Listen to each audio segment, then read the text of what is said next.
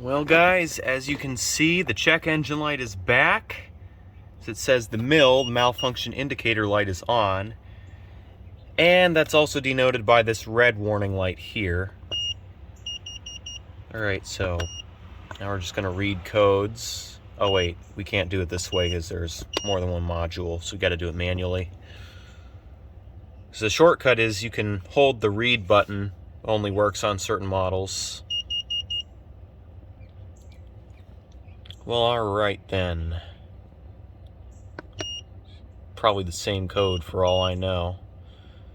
Alright, so 7E8 is the module.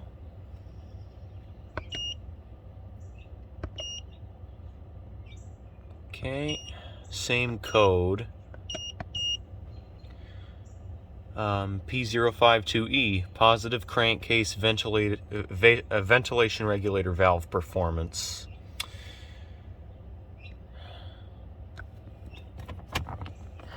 And just to prove it to you guys, I'll start the car.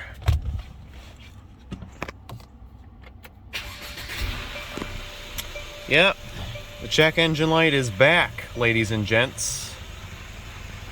So, yep, it looks like it is what I suspected. It's an on and off check engine light, and the code comes back as pending whenever we drive the car.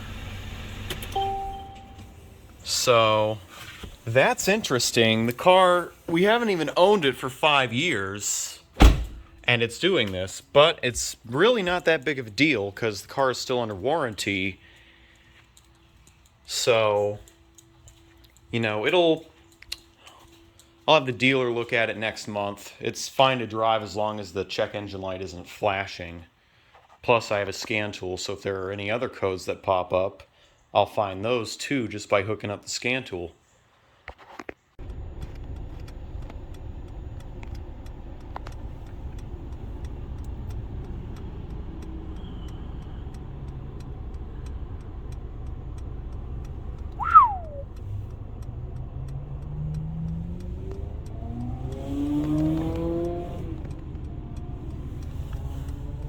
That's a Ferrari, ladies and gentlemen. Alright, so today is finally the day. I've brought the car to the Mercedes dealer. Oh, and there's an Audi dealer right next door. I did not realize that before. That's why there was a Q8 in front of me. Anyway, let's go ahead and get the issues sorted out.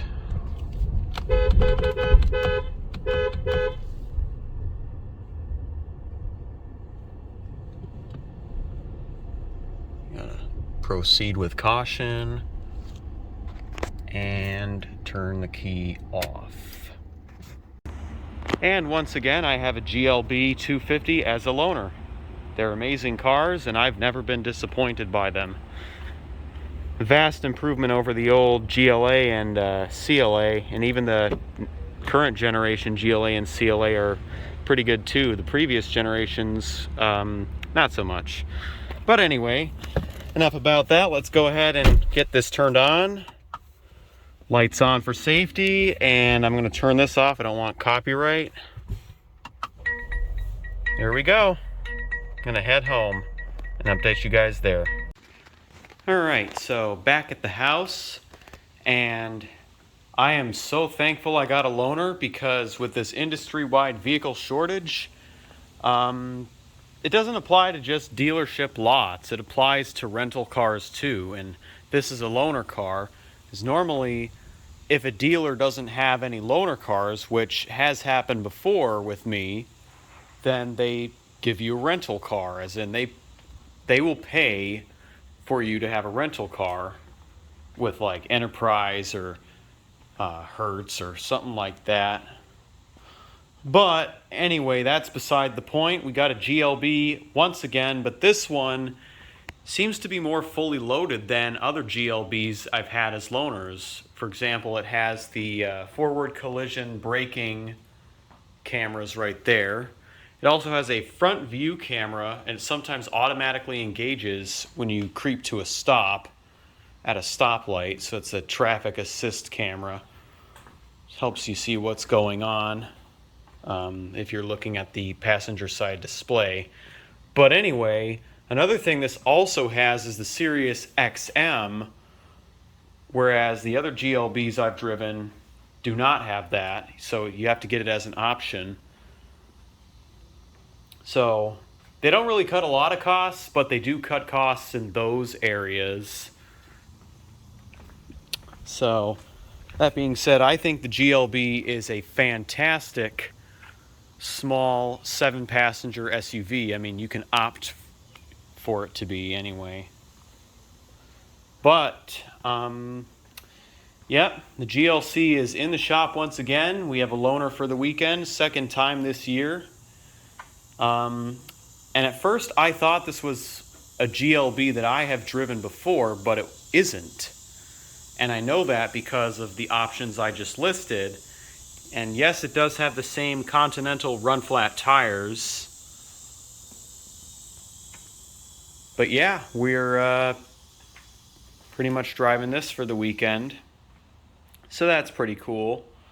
So what they're doing is the Service A3, they're going to investigate why the check engine light is on. I know it has to do with that positive crankcase sensor or valve that regulates the ventilation for the positive crankcase.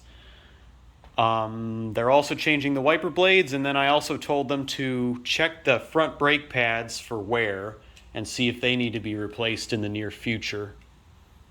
Because obviously nothing lasts forever, including parts. Parts have to be replaced from time to time.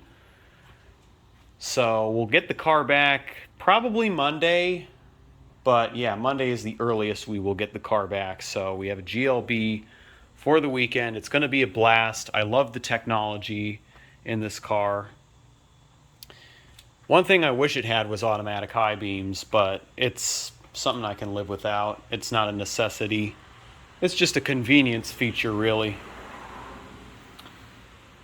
But it is the same color as the last GLB I had as a loaner, which was my last loaner as well, coincidentally speaking.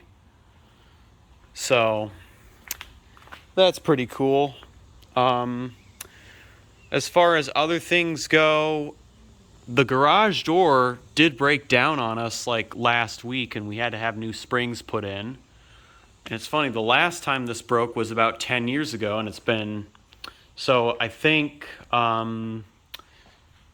every 10 years we have to replace the springs on average. It depends on how much you're using the garage door. But the last time we had to have the springs replaced, we also replaced the motor that opens and closes the garage door. But yeah, I mean, Andrew was there. I did not get to talk to him for too long because he was busy, and during this vehicle shortage time, I don't think that he would be anything less than busy.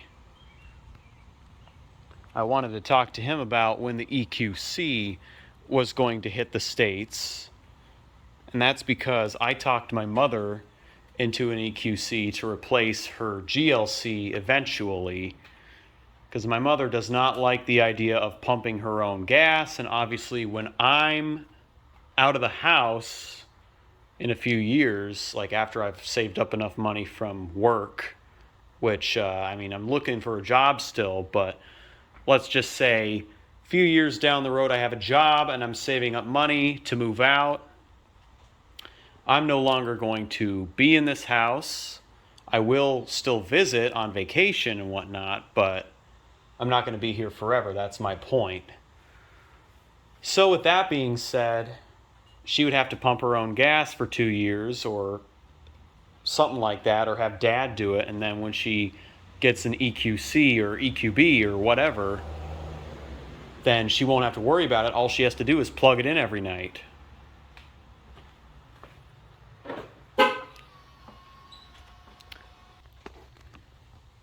But anyway, that stuff aside, the last thing I will say regarding replacing the GLC with an electric Mercedes is that if the EQC absolutely will not be in the States, the EQB will. So we will probably get that if we can't get an EQC at all. But anyway, yeah, I just wanted to share that with you because that is based on this, whereas the EQC is based on the GLC. But both are fairly comfortable.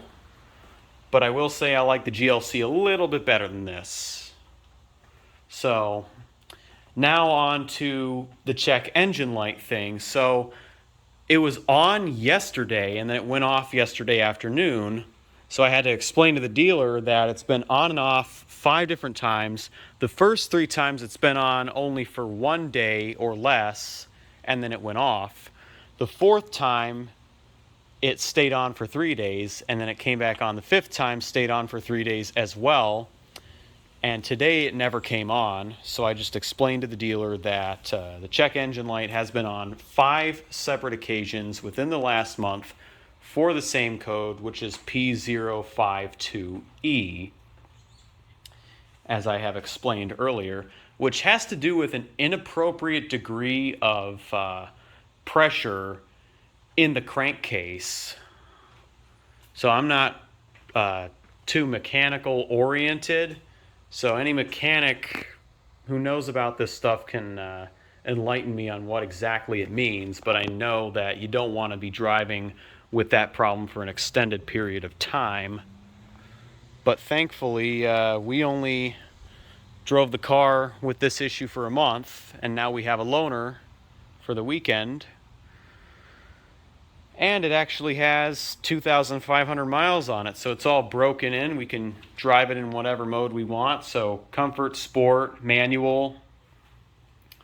As they say, for the first 2,000 miles, you should drive moderately in comfort mode and automatic shifting.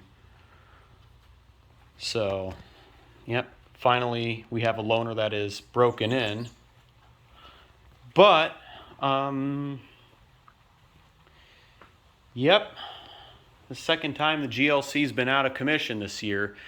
But I would say this time is not as serious as the last, because the last time I took it in, the check engine light was flashing, and I originally wanted to take it in because I thought there was a leak of some sort of fluid, and it got on the starter motor, and that's where I noticed it. So I'm glad that was not the case, and that there was really nothing wrong with the car. It was a momentary hiccup as far as the flashing check engine light. But, you know, it's better to be safe than sorry, especially if the car is still under warranty, which it is. So as I've said, the repair to turn off the check engine light or make it stop coming on and off will be free of charge. We will only have to pay for the service A and the wiper blades and front brake pads if we have to replace those. But I won't know if we have to replace those until Monday.